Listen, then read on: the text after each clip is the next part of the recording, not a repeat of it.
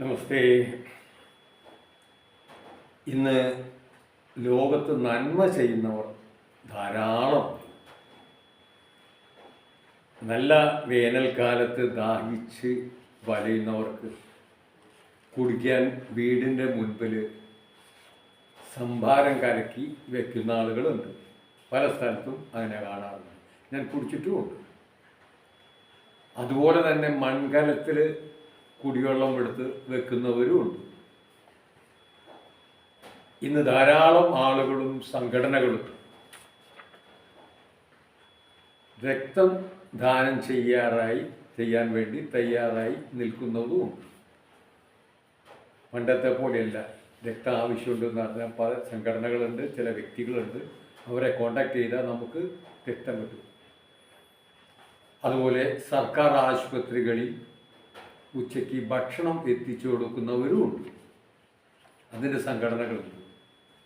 പൊതിച്ചോറുകൾ ഒക്കെ കൊടുക്കുന്നത്. ഇവരിലൊക്കെയുള്ള ആ നന്മയെ എത്ര അഭിനന്ദിച്ചാലും മതിയാവില്ല. അവരൊക്കെ നന്മ മരങ്ങളാണ്. അത്തരം നന്മ മരങ്ങളാണ് നാട്ടിൽ വളരേണ്ടത്. ഒരിക്കൽ മന്ദബുദ്ധികളായ കുട്ടികളുടെ ഓട്ടമത്സരം നടക്കുകയാണ്. കുട്ടികളെല്ലാവരും കൂട്ടത്തോടെ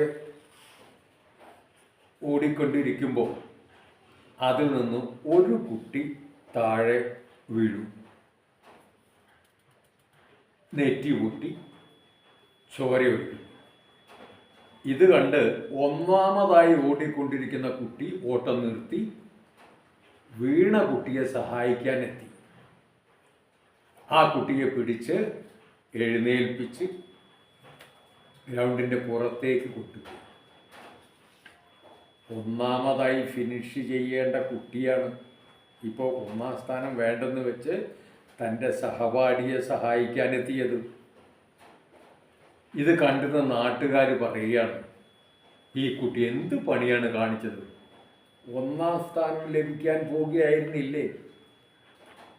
അതിന് പകരം വീണ് കിടക്കുന്ന കുട്ടിയെ പിറകെ പോയിരിക്കുന്നു. അപ്പോൾ മറ്റൊരാൾ പറയുകയാണ്, അതിനെങ്ങനെയാണ്? ഒക്കെ മന്ദബുദ്ധികളല്ലേ? വാസ്തവത്തിൽ ഇവിടെ ഇപ്പോൾ ആരാണ് മന്ദബുദ്ധികൾ? ഒരു സാധാരണ ഓട്ടമത്സരമാണ്. 5ാം ക്ലാസ് വരെയുള്ള കുട്ടികളാണ് ഓട്ടമത്സരത്തിൽ പങ്കെടുക്കുന്നത്. ഒരു അഖിലേന്ത്യാ ഓട്ടമത്സരമൊന്നുമല്ല. എത്ര ത്യാഗവും സഹിച്ചും ഒന്നാം സ്ഥാനം കരസ്ഥമാക്കാൻ ഇതൊരു സാധാരണ ചെറിയ സ്കൂളിലെ ഒരു മത്സരം. അവിടെ ഒന്നാം സ്ഥാനത്ത് എത്തിയാൽ തന്നെ ഒന്നും നേടാനുമില്ല.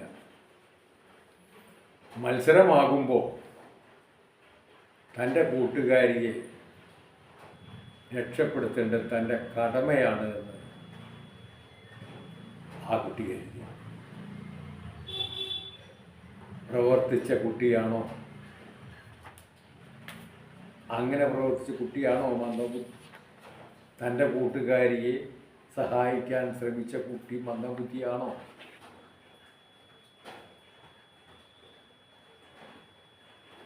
ഇതിൻ്റെ അർത്ഥം ഒന്നാം സ്ഥാനം വേണ്ട, എത്തണ്ട ഒന്നൊന്നുമല്ല.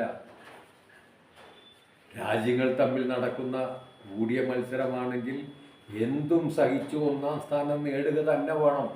അങ്ങനെ തന്നെയാണ് വേണ്ടത്. ഒന്നാം സ്ഥാനം നേടുക തന്നെയാണ് വേണ്ടത്. ഇപ്പോൾ ആ കുട്ടിയുടെ മനസ്സിൽ ഒരു മത്സര ബുദ്ധി ഇല്ല എന്നുള്ളതാണ് വാസ്തവം. അതുകൊണ്ടാണ് കുഞ്ഞുങ്ങൾ കളങ്കമില്ലാത്തവരാണ് എന്ന് പറയുന്നത്.